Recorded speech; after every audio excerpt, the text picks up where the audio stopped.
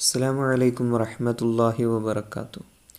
നമ്മളിന്ന് വീഡിയോയിൽ നോക്കാൻ പോകുന്നത് 4ാം ക്ലാസ്സുമായി ബന്ധപ്പെട്ട അഖ്ലാഖിലെ കുറച്ച് ചോദ്യങ്ങളും അതിൻ്റെ ഉത്തരങ്ങളുമാണ്. അപ്പോൾ നമ്മൾ ഇതിനു മുമ്പ് ധാരാളം വീഡിയോ ചെയ്തിട്ടുണ്ട് അഖ്ലാഖിൻ്റെ. അത് കിട്ടാത്തവർ താഴെ കമൻറ്റ് ബോക്സ് ഒന്ന് നോക്കുക. അവിടെ ഞാൻ ഒന്നല്ലെങ്കിൽ പിൻ ചെയ്ത് വെച്ചിട്ടുണ്ടാകും, അല്ലെങ്കിൽ പിൻ ചെയ്യാതെ വെച്ചിട്ടുണ്ടാകും കേട്ടോ. പിന്നെ ക്വിസ് ഉണ്ട്, 4ാം ക്ലാസ്സുമായി ബന്ധപ്പെട്ട അഖ്ലാഖിൽ നിന്നും തിരഞ്ഞെടുത്ത ക്വിസ്. അത് ഞാൻ കമൻറ്റ് ബോക്സിൽ പിൻ ചെയ്ത് വെക്കാം. ആദ്യത്തെ പ്രവർത്തനം യോജിച്ചവ ചേർക്കാം. യോജിച്ചത് ബ്രാക്കറ്റിൽ നിന്ന് താഴേക്ക് എഴുതിയെടുക്കാനാണ്. നമ്മൾ ഫസ്റ്റ് പറയുന്നത് ബന്ധം ശക്തമാകാൻ, മുഅ്മിനീങ്ങൾ തമ്മിലുള്ള ബന്ധം ശക്തമാകാൻ നബി സല്ലല്ലാഹു അലൈഹി വസല്ലം തങ്ങൾ പറഞ്ഞ 6 കാര്യങ്ങളാണ്. 1. സതുപദേശം തേടിയാൽ ഡാഷ്. അതിന് യോജിച്ചത് നന്മ ഉപദേശിക്കുക. 2. തുമ്മി അൽഹംദുലില്ലാ എന്ന് പറഞ്ഞാൽ അവനോട് പറയൽ. അവിടെ എന്താ പറയുക? യർഹമുക്കല്ലാഹ്. 3. രോഗിയായാൽ ബ്രാക്കറ്റിൽ കാണാം ചെന്നു കാണൽ. രോഗിയായാൽ ചെന്നു കാണുക. 4. ജനാസയെ അനുഗമിക്കൽ. ബ്രാക്കറ്റിലുണ്ട് അനുഗമിക്കൽ. 5. ക്ഷണം സ്വീകരിക്കൽ. ക്ഷണം സ്വീകരിക്കൽ. 6. നന്ദി പറയാൻ ഡാഷ്. നന്ദി പറയാൻ ജസാക്കല്ലാഹു ഖൈറൻ. അതാണ് നന്ദി സൂചകമായി പറയുന്ന വാക്ക്. അത് നബി തങ്ങൾ പറഞ്ഞ 6 കാര്യങ്ങളിൽ പെട്ടതല്ല കേട്ടോ. ഇനി അടുത്ത പ്രവർത്തനം ക്രമത്തിലാക്കാം. ഇനി പറയുന്ന വാചകം ക്രമത്തിലാക്കി കൊടുക്കുക. ഇവിടെ കുറേ പദങ്ങൾ തന്നിട്ടുണ്ട്. റബ്ബൻ നാസി, അല്ലാഹുമ്മ, ഷിഫാഅൻ ലാ യുഗാദിറു സഖമൻ യുദ്ഹിബൽ ബഅ്സി ലാ ഷാഫിയ ഇല്ലാ അൻത ഇഷ്ഫി അൻത ഷാഫി. ഇത് ക്രമത്തിലാക്കി കൊടുക്കാനാണ്. ഈ ദുആ നിർബന്ധമായി പഠിക്കണം. അല്ലാഹുമ്മ റബ്ബൻ നാസി മുദ്ഹിബൽ ബഅ്സി ഇഷ്ഫി അൻത ഷാഫി ലാ ഷാഫിയ ഇല്ലാ അൻത ഷിഫാഅൻ ലാ യുഗാദിറു സഖമൻ.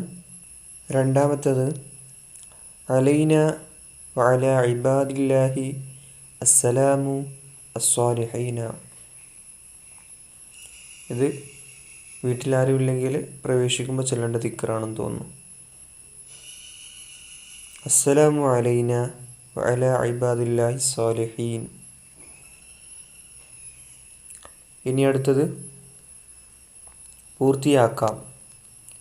വരി പൂർത്തിയാക്കി കൊടുക്കുക. 1. സലാം പറയൽ സുന്നത്തും മടക്കൽ ഡാഷ് നിർബന്ധവുമാണ്. 2.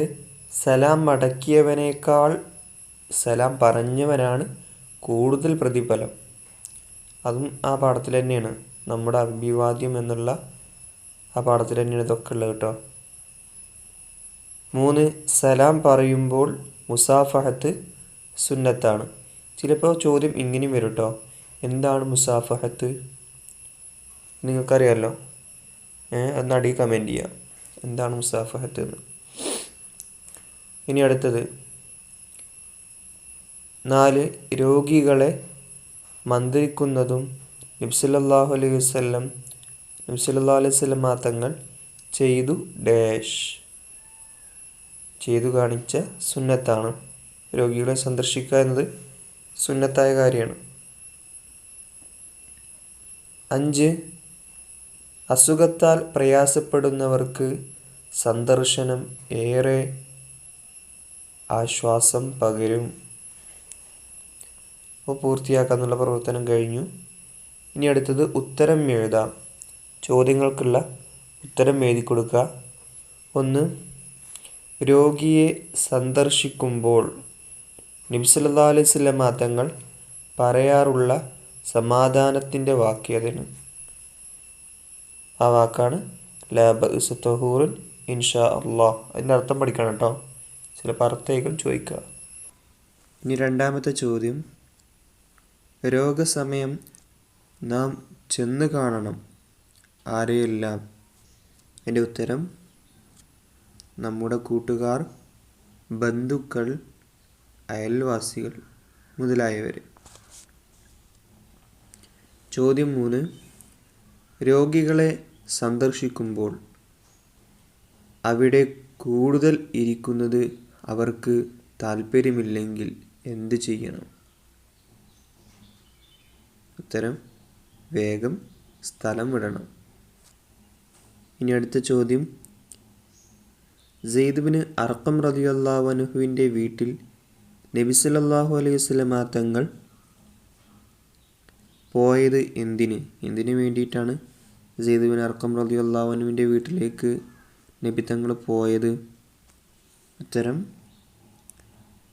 കണ്ണുവേദനയുള്ള തൻ്റെ സ്വഹാബിയെ സന്ദർശിക്കലായിരുന്നു ലക്ഷ്യം.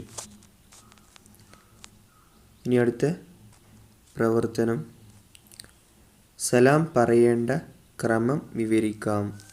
ഇവിടെ ഈ രൂപത്തിലാണ് കൊടുത്തിട്ടുള്ളത്, പക്ഷെ പരീക്ഷയിൽ ചിലപ്പോൾ വേറെ രീതിയിലായിരിക്കും തരിക.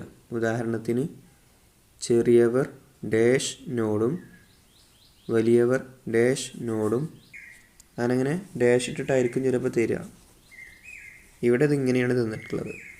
ഒന്ന്, ചെറിയവൻ വലിയവരോട്. 2, വരുന്നവർ സദസ്സിലുള്ളവരോട്. 3, നടക്കുന്നവർ നിൽക്കുന്നവരോട്. നിൽക്കുന്നവർ ഇരിക്കുന്നവരോട്.